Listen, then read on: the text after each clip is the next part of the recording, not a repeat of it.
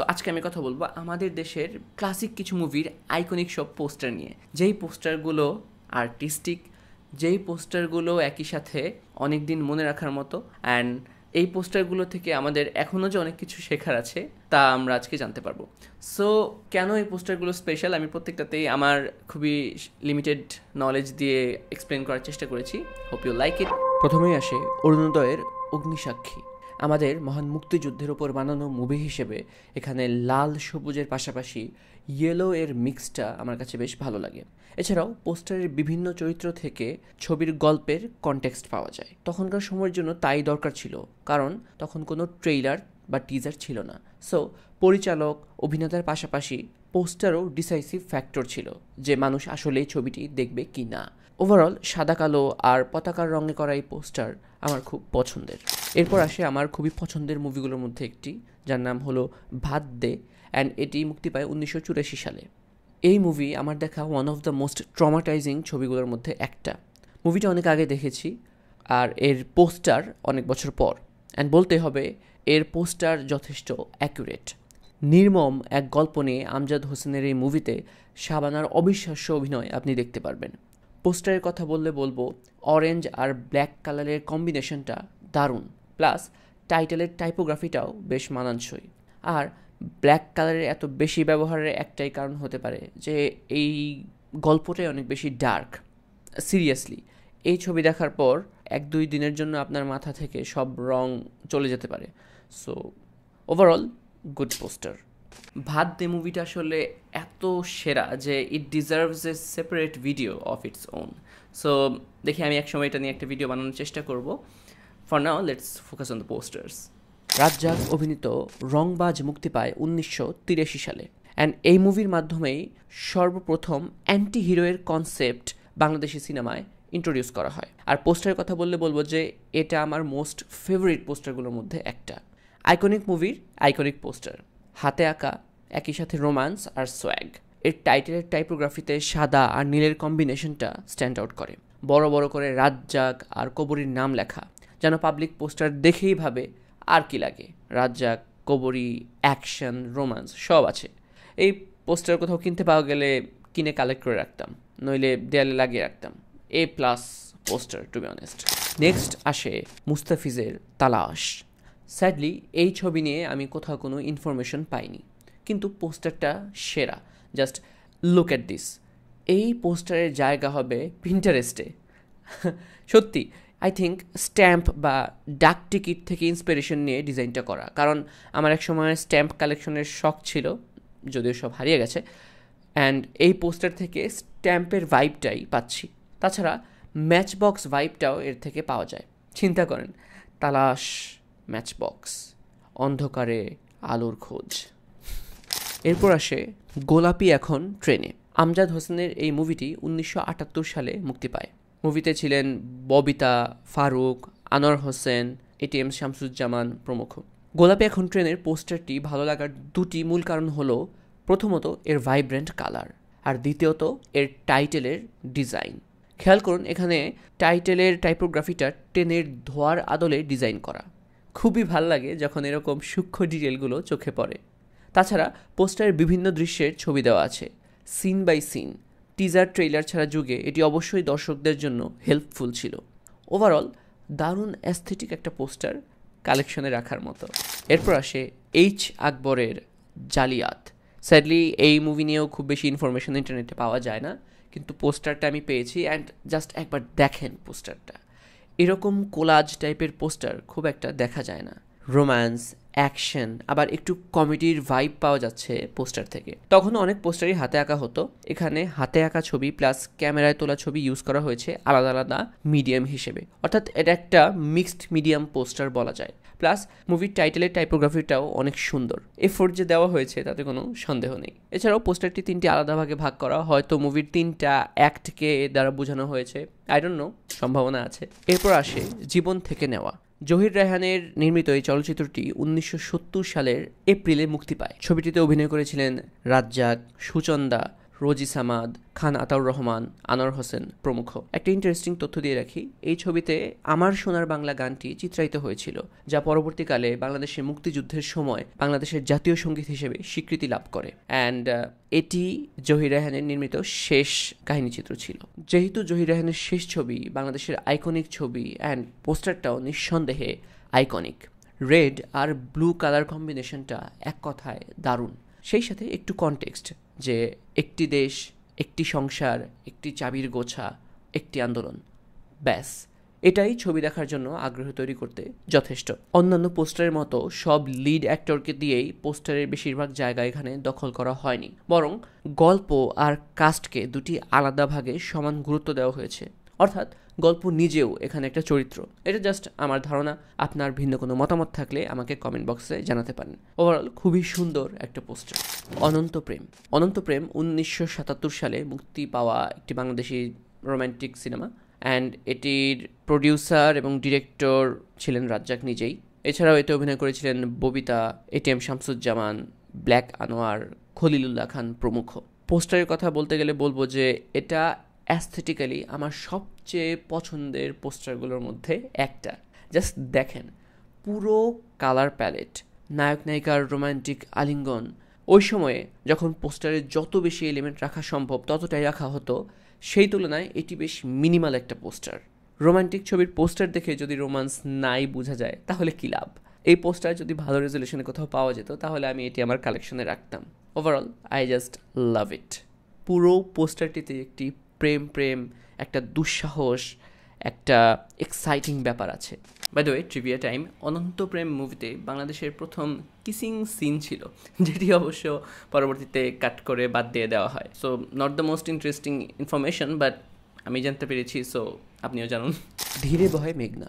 এটি 1973 সালে মুক্তি পাওয়া বাংলাদেশ ভারত যৌথ প্রযোজনার একটি ছবি, অ্যান্ড পোস্টারটা এই লিস্টে রাখার একটাই কারণ আছে, আর তা হলো এর উপরের পোর্শনটা।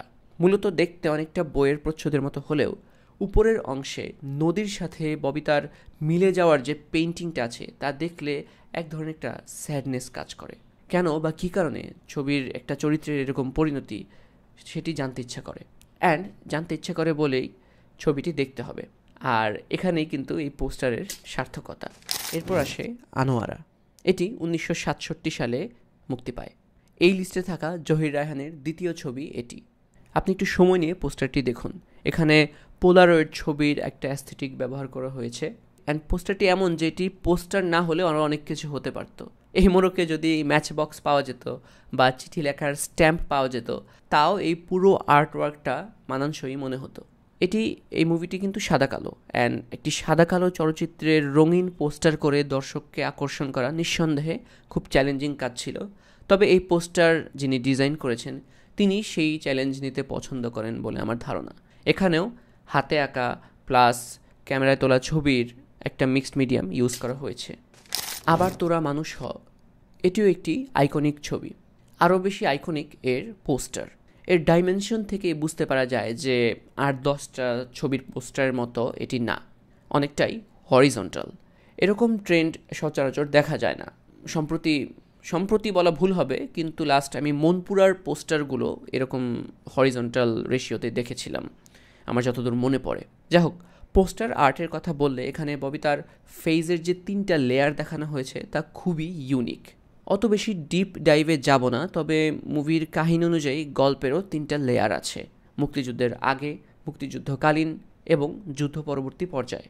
সো ববিতার ছবির 3টা লেয়ারের আলাদা আলাদা রং সেই সিগনিফিকেন্স বোঝাতে পারে। এগেইন এটা পুরোটাই আমার চিন্তা, আপনার কি মনে হয় প্লিজ লেট মি নো। জন্ম থেকে জ্বলছি। আমজাদ হোসেনের এই চলচ্চিত্রটি মুক্তি পায় 1981 সালে। আপনি আমার বয়সী হলে বিভিন্ন ট্রাকের ডিজেলের সিলিন্ডারে এই লেখা একবার হলেও দেখেছেন, আমি নিশ্চিত। জোকস অ্যাপার্ট, ব্ল্যাক এবং রেডের কম্বিনেশনে এই পোস্টারটা বেশ ইউনিকই বলা চলে।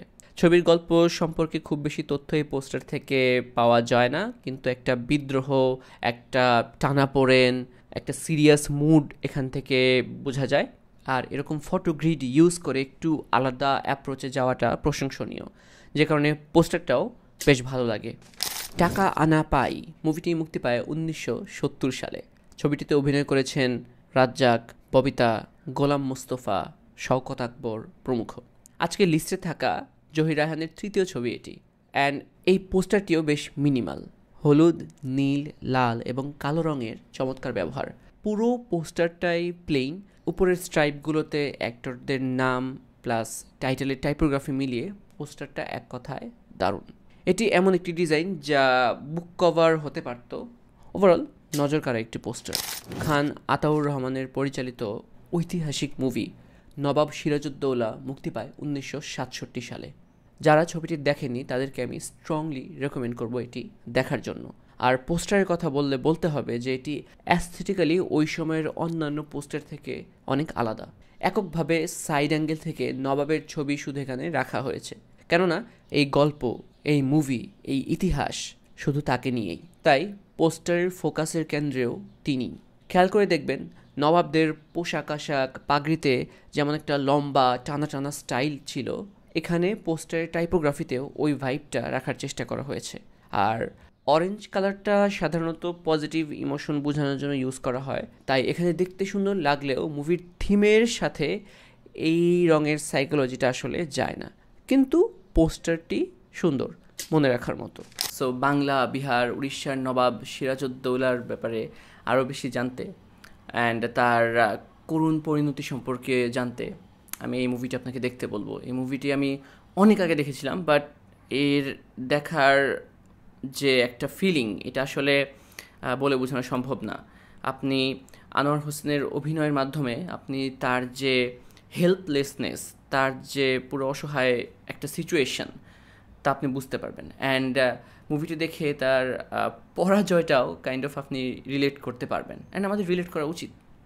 Moving on. তারপর আসে লাইলি মজনু। রাজ্জাক, ববিতা, আলমগীর অভিনীত এই মুভির পোস্টারটি নিঃসন্দেহে একটি আইকনিক পোস্টার। অ্যান্ড এটি দেখলেই বোঝা যায় যে এটি একটি অমর প্রেম কাহিনী, একটি আইকনিক প্রেম কাহিনীর মুভি। এখানে যেমন একটা প্রেম ব্যাপার আছে, একই সাথে একটা বিরহ, একটা বিচ্ছেদ, একটি বেদনাময় একটা ভাইবও এখান থেকে আসে। প্লাস পোস্টারটিতে খুব সুন্দরভাবে সিমেট্রি ব্যবহার করা হয়েছে। মুভিটি আমি দেখিনি, হয়তো দেখলে পরে মুভির গল্প সম্পর্কে আরও ভালোভাবে বুঝতে পারতাম, কিন্তু পোস্টারটি আমার মতে খুবই সুন্দর। নায়করাজ রাজ্জাক এবং কবরী অভিনীত নীল আকাশের নিচে মুভিটি মুক্তি পায় 1969 সালে। নীল আকাশের নিচে ছবির পোস্টারটি এমন যে এর দিকে চোখ যাবেই, অ্যান্ড চোখ যাওয়ার পর রাজ্জাক ও কবরীর কেমিস্ট্রি খেয়াল করে ছবিটিও দেখতে মন চাইবে। তখন তারা হিট জুটি ছিলেন, আই গেস। এজন্য পুরো পোস্টারে শুধু তাদের ছবি থাকাটাই দর্শককে আকর্ষণ করার জন্য যথেষ্ট ছিল। তবে নীল আকাশের কথা বলে লাল ব্যাকড্রপে কেন তারা জ্বলছে সেই ব্যাখ্যা আমার কাছে নেই, কারণ মুভিটা আমি এখনও দেখিনি। দেখার পর হয়তো বুঝতে পারবো। আপনাদের কারো জানা থাকলে প্লিজ কমেন্ট বক্সে শেয়ার করবেন। সো এই ছিল বাংলাদেশের বিভিন্ন ক্লাসিক মুভির আইকনিক পোস্টার নিয়ে আমার এই ছোট কালেকশন। আমি হয়তো অনেক পোস্টারের কথা এখানে মেনশন করতে পারিনি, কারণ লেটস বি অনেস্ট, কারণ আমাদের দেশের কোনো একটা মুভির সম্পর্কে ইনফরমেশন পাওয়া যে কত কঠিন, তা আসলে যারা মুভি বা সিরিজ নিয়ে ভিডিও বানায় তারাই সব থেকে ভালো বলতে পারবে। অ্যান্ড যারা বানায় তাদের প্রতি আমার ম্যাড রেসপেক্ট, কারণ আগের মুভিগুলোর কথা বাদ দিলাম, তখন হয়তো ইন্টারনেট ছিল না, একটা ডেটাবেস করে সব কিছু রাখার পরিস্থিতি ছিল না, কিন্তু এখন তো অনেক কিছু আছে। এখনকার আপনি যদি সম্প্রতি রিলিজ পাওয়া কোনো একটা মুভির সম্পর্কেও জানতে চান, আপনি দেখবেন যে সেই সম্পর্কে খুবই অল্প কিছু তথ্য আপনি ইন্টারনেটে পাবেন। হয়তো একটা উইকিপিডিয়া পেজ, IMDbতে 8-10টা ছবিওয়ালা একটা প্রোফাইল, যেখানে সবগুলো ক্যারেক্টার ব্যাপারেও ভালোভাবে ডিসক্রাইব করা হয়নি। আই গেস প্রোডাকশন টিমে এরকম কেউ থাকে না, কারণ মনে হয় না যে এই মুভিটা সম্পর্কে দুনিয়ার মানুষের জানা দরকার। কিছু PR article from different news papers and কিছু ইন্সপায়ার্ড পোস্টার্স, যেগুলো যে ধরনের হাজারো পোস্টার ছড়াছড়ি করছে বিভিন্ন ইন্ডাস্ট্রিতে। সো আই হোপ যে আমাদের এত রিচ যে হেরিটেজ অফ বিউটিফুল পোস্টার্স, ওই জিনিসটা আমরা ধীরে ধীরে রেপ্লিকেট করতে পারবো আমাদের সামনের দিনগুলোতে। কেননা পাস থেকে আমাদের শেখার বা ইন্সপায়ার্ড হওয়ার অনেক কিছু আছে। So that's that. আপনার এর মধ্যে থেকে কোন পোস্টারটি ভালো লাগলো please let me no in the comments. যদি কোনো আইকনিক পোস্টার আমি মিস করে থাকি যেটা আমার এই লিস্টে থাকাটা ডিজার্ভ করে, তাহলেও আমাকে কমেন্ট বক্সে জানান। আমি সেটি হয়তো এই ভিডিওতে ইনক্লুড করতে পারবো না, বাট আমি সেটি কালেক্ট করার চেষ্টা করব। Thank you for watching.